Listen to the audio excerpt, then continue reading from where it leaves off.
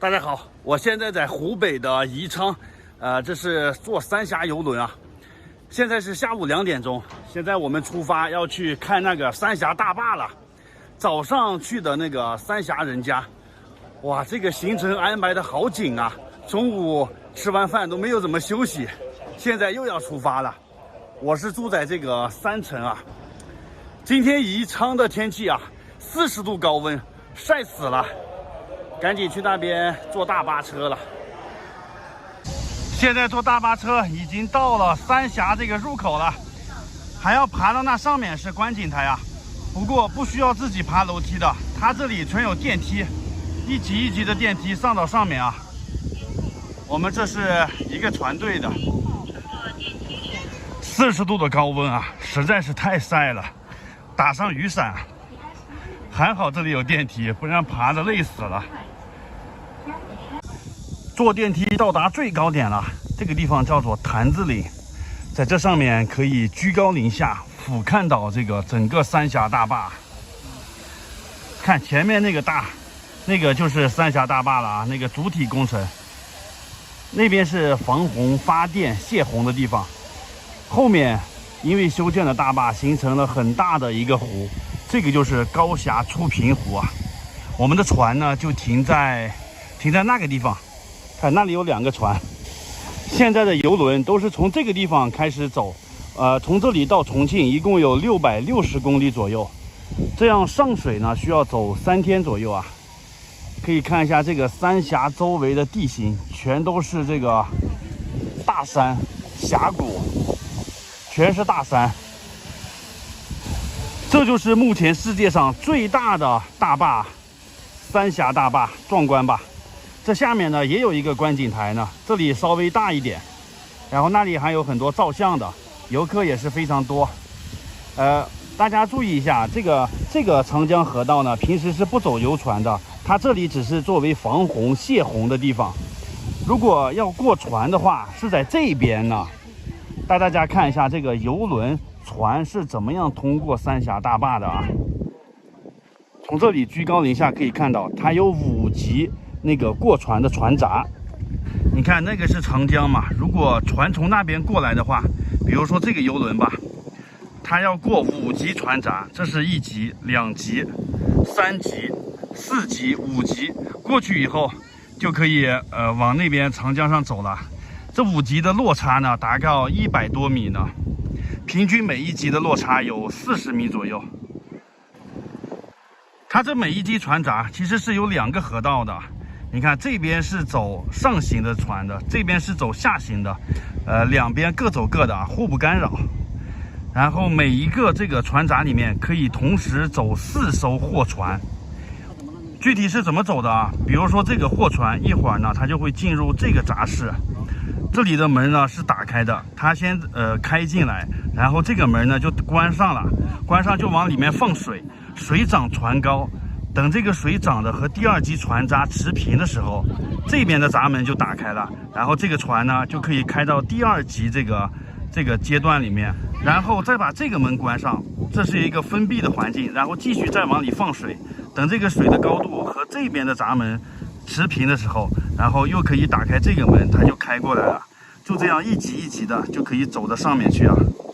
如果是这样船往下走的话，道理是和它一样的，只不过关上闸门以后，这边是放水，水位降低，那个船就降下去了，那边是水位升高，船就升上来了，其实就是水涨船高的那个原理啊。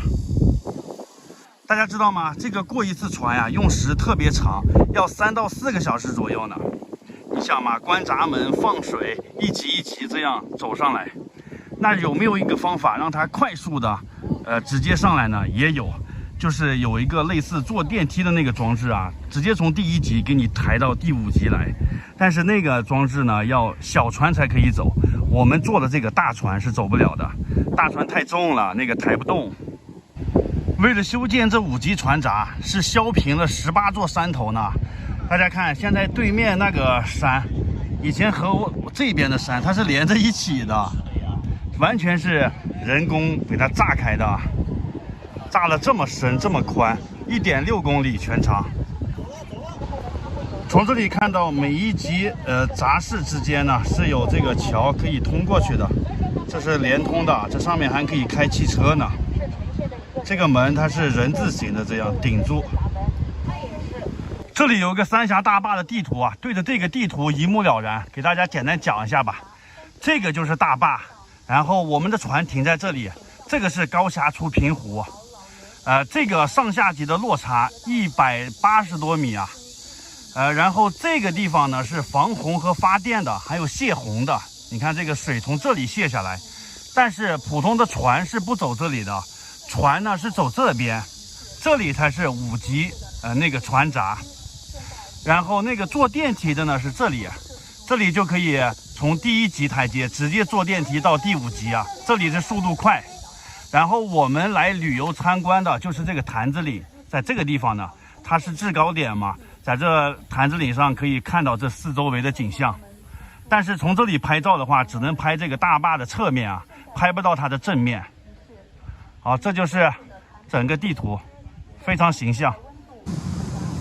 坐电瓶车去那个185的平台，这段路只有几百米啊，这个电瓶车10块钱，其实也可以不用坐电瓶车的，但是今天天气比较热啊，就坐过去吧。这就是三峡185平台了。185的意思就是说，这个三峡大坝高度是185米，然后它这个蓄水最大的高度是175米。我们看这里有一条非常明显的线，这个就是175米的线啊。但是现在的水位呢，只有145米左右，有一个30米的这个额外的库容量吧，它就是等待下一次洪峰来到。所以现在要有一点点这个余量，然后后面看到的这个建筑就是那个升船机，就是那个小船坐电梯快速能到达这个地方的那个升船机。坐这个升船机只要30-40分钟，如果走5级船闸的话，要3-4个小时呢。所以这个是更快。这个升船机也被誉为是大国重器啊。然后我们看一下后面的这个高峡出平湖。这个湖水的那个水位啊，现在145米深了。从这里就可以看到三峡大坝的全景了。然后没修大坝之前，这个水位没这么高啊。那个屈原的故乡，现在已经被淹没到这个水的下面去了。然后那个地方是秭归的新县城，这里是屈原的故乡啊。这个大坝的上面是不能上去游览的，只能站在这里这样远远的观看。现在要坐车回去了，这个地方全程游览2个小时左右。